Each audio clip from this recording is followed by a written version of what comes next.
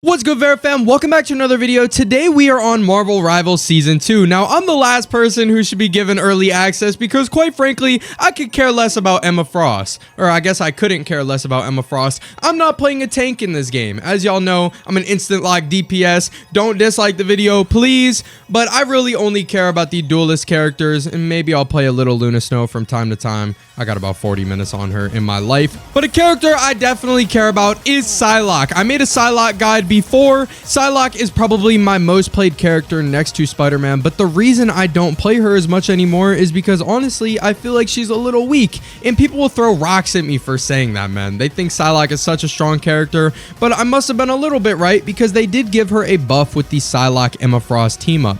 Now, you might think a little team up is not going to change how this character is played all too much, but really, I think she is a completely different character because the team up is just so disgusting. So before we talk about how this team up changes Psylocke, let's talk a little bit about what this team up actually does. Well, when I click C, it creates a clone of myself and it mirrors my movements. If I walk left, the clone walks right. If I shoot at something, the clone also shoots at something. It is completely a mirrored version of myself. Now, I think the main thing that makes this ability almost overpowered is that the oppositions will see this as another Psylocke. They will not be able to tell which one is the actual Psylocke. There is zero indicator as far as I'm aware. I played some matches on this new season and I could not tell a difference. It's like the Loki clones, except this one mirrors your movement. So it's pretty impossible to tell which one is real. Now, what kind of character was Psylocke before? A lot of people would classify Psylocke as a dive character, but me personally, I've always been opposed to that. I don't see how Psylocke could be a dive character because you get in the back line, you target a healer, this is how fast you kill a healer. Yes, it's pretty quick, but are you really diving in? Is your objective to dive in and dive out? I think a character like Spiderman is far better at this. You find an angle on a healer, you dive in, you target the healer, use your resources, and you get out quickly. Obviously, it's the same type of deal with Magik, Black Panther, Iron Fist, etc. I don't really consider Psylocke a dive character. The way that I personally was playing Psylocke was more so a Moon Knight playstyle. I was trying to get into an off angle where I could get a good view on the healers and take them out if possible, but also have an entire view on the team, so I could just sit in this off angle, farm elims, farm my ult, and then get in the backline with my ultimate and take out the healers. I think now that Psylocke has been given this extremely powerful ability, her entire game plan has changed. I think Psylocke is really going to be considered a dive character now. The other game plan will work, but I think Psylocke is really going to specialize in going in with her cooldown and getting a quick pick on a healer before bailing out and waiting that 30 seconds to get her cooldown back and farming her ultimate and playing like an assassin in the meantime. So now that I've talked a little bit about how I think Psylocke should be played in Season 2, I want to talk about some of her combos that I've discovered. I spent about over an hour trying to find the optimal combos for this character, and I don't think you guys are going to be disappointed. Before I get into the combos, I want to talk about how to get the most out of these combos, and that is when you are running left and right. As you can see, if I make my clone, we are going in separate directions, and now I try to do my combo. Sometimes it's going to work, but sometimes my clones are going to be in a funky position, and they're going to miss their dash while I hit it or something like that. So I found that the best way to optimize these combos is to either pop your clone while you're running forwards or backwards, and what this is going to do is give you this stack effect. You see how the other Psylocke is in my body, and yes, this is going to make you more vulnerable for attacks. It's going to make it easier to tell who's the real Psylocke, or just make it not matter because they'll just shoot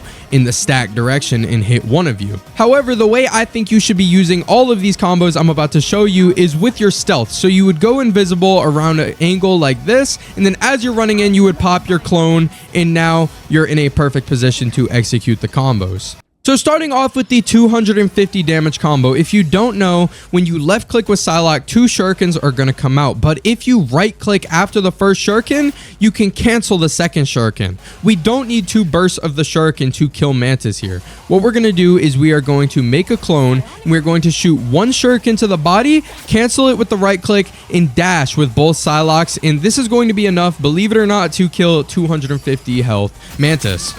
Bam, just like that. So here's what it would look like if we were to go invisible and then dive in on Mantis. Very, very quickly going to get that elimination, and then obviously we would dash out after, so that would look like this. Now that combo is so fast that Mantis isn't going to be able to react to it, fortunately. She's not going to be able to sedate you. She's not going to be able to attack you. It's so fast, and that is why I think Psylocke can now be played like a full-on dive character. Next up is the 275 health combo. It's the exact same as the 250 combo, except the first shuriken needs to be a headshot. So we are going to run in a straight line, first shuriken a headshot, right click, dash, and that is going to be enough to take out Luna. Let's go ahead and do this from a position where we can go invisible. Bam, bam, bam, bam, dead. Very, very quick. And then obviously, once again, we use our second dash to get out of there and either wait to dive in or take an off angle to farm our ultimate. The next combo is the 300 health combo. And unfortunately, I did find a combo that works very, very well. However, for some reason, it's just extremely inconsistent. And that is we create clones like this, left click to the body, right click, and then dash. I don't know why, but sometimes it kills, sometimes it does not. It literally makes no sense. If I'm right here, point blank, right there, it just killed. Now let me try it again. Left click, right click. Literally no idea why it only works sometimes. It doesn't make sense to me. So because for some reason I can't get it consistent, the combo I'm going to recommend for 300 health characters is going to be left click, right click, dash with the clones. Let's check this out. So let's create the clones, left click, right click, dash, and that's going to be a easy, consistent elimination. Now, if you made it this far in the video, consider yourself lucky because I'm about to show you the most disgusting broken Psylocke tech that I literally don't think has been talked about anywhere on the internet. This is Veriflied exclusive content, so drop a like. Let's get right into it, man.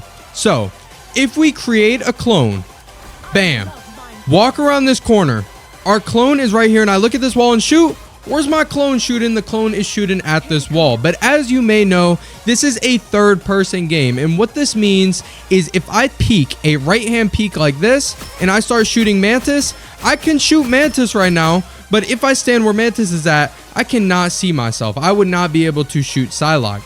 Now, if I put my clone right here, and I shoot at Mantis, the clone is going to also shoot at Mantis, which is disgusting because I am not visible at all, and that clone looks like a regular person to Mantis. Now, this gets even more disgusting the more we play around with our clones, because remember, the clones have inverse movement. So let's say I do something like this, and then, oh my gosh, that is literally just a second me. I am just like, this is insane, dude. And there's only a 30-second cooldown, which isn't too ridiculous. So we can get real creative with this and do one-shot combos from across the map. Now, another way we can use this, if I dash straight into the air and use my clone, for some reasons, the clones are actually heavier than your actual character. So if I dash straight up, the clone is going to hit the ground before I do. What that means is if I dash up like this and create a clone, the clone is going to hit the ground far before me. And remember, the clone is going to look at exactly what I look at. So if we dash up, start looking at Mantis, Mantis is going to die before she knows what's going on. She's obviously going to look at the Psylocke that is on the ground first. If we do something like this, the Psylocke stays on the ground the entire time because the gravity is so ridiculous. So bam, look, Psylocke is on the ground. They don't know where I am. Their perspective is completely blitzed, and we are going to get a free elimination on Mantis. I really appreciate each and every one of you guys for taking the time to watch this video. If you want to see more Marvel Rivals content just like this, make sure to subscribe so that you never miss an upload. I will see you guys later.